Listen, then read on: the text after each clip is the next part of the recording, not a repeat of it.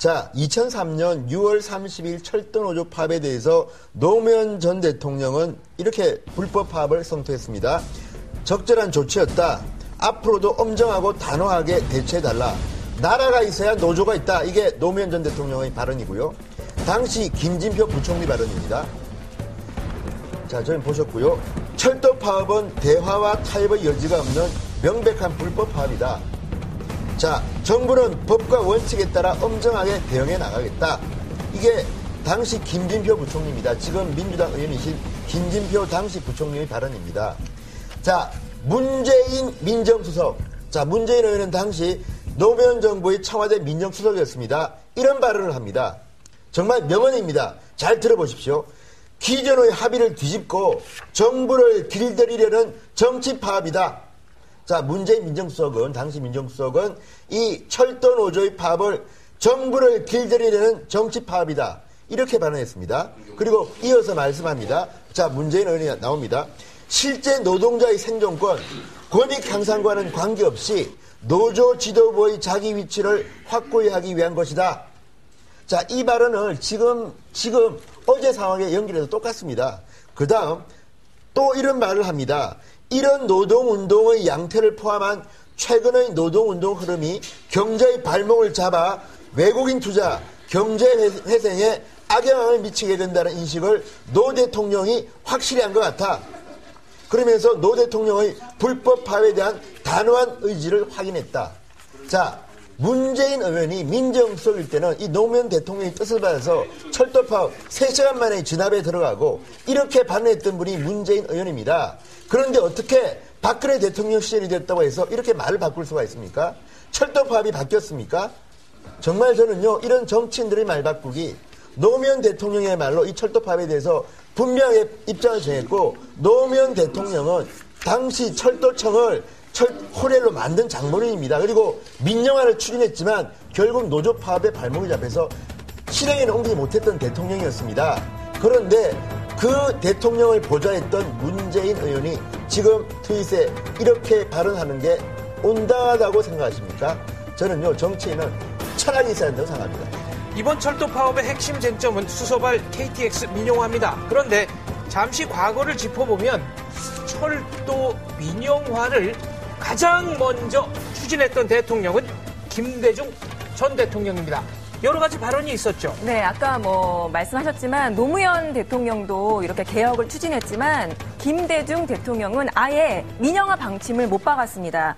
김대중 대통령은요, 철로를 만드는 것은 사회 간접 시설의 기본이기 때문에 정부가 해야 하지만 철도 경영은 민간이 해야 한다라고 그렇게 말했습니다.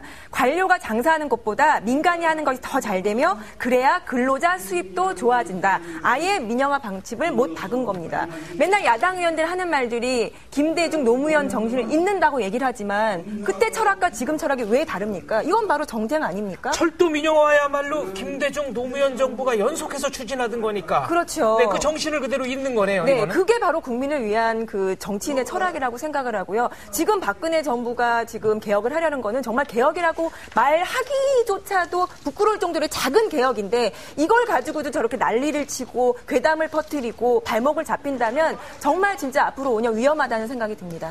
자, 1980년대 이후에 역대 정부는 모두 철도 부채 해소를 위한 민영화를 추진했습니다.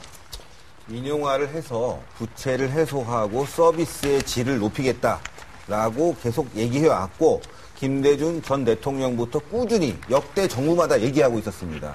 그런데 여러분, 지금 국가 공기업 부채가 566조입니다.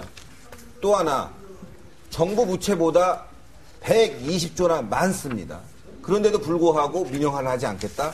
지금 철도 노조 코레일 같은 경우는 17조 원의 부채가 있고 또 이들에 대한 연봉은 외국과 사례를 비교해봐도 미국도 우리보다 국민소득이 높지만 오히려 미국 철도 노조는 4,200만 원의 우리 한화로 평균 연봉을 받고 있는데 그거보다 우리가 2배 이상 작은 우리 국민 규모에서 6,300만 원 이상의 연봉을 받고 있다. 그러면서 매년 5천억 원 이상의 적자를 봐갖고 작년에도 정부가 5천억 원 이상의 지원을 했다. 그런데도 적자를 내고 있다. 이거 개혁하지 않으면 누구의 피해로 돌아가겠습니까? 바로 국민 여러분들의 피해로 돌아가는 것이고, 또 하나 젊은 일자리들 지금 계속 늘려야 됩니다. 그런데 노조는 지금 일반 기업도 56세에서 58세인데 60세 이상으로 연장해달라. 자신들의 그 일자리를 지키기 위해서 가족들마저 특혜를 줘서 취업을 시키는 이런 노조의 행태에 대해서 개혁하지 않는다면 젊은 사람들의 일자리가 생기겠습니까? 그런데도 불구하고 대학가에는 대자보라는 걸 붙여갖고 이들을 마구 파업했다. 정부가 지금 탄압하고 있다. 박근혜 정부가 공안 정치를 펼치고 있다. 이러한 부분에 있어서 대자보를 붙인다. 젊은 여러분들 정신 차리십시오. 당신들의 일자리가 지금 어떻게 되는지도 모르고 있으면서 대자보를 붙이고 있고 이것을 포탈이 무한대로 퍼뜨리고 있다. 정말 바로 된 여론이라고 보십니까? 저는 이 부분 수정해야 된다고 봅니다. 자, 김대중 노무현 정부도 철도 민영화에 실패했습니다.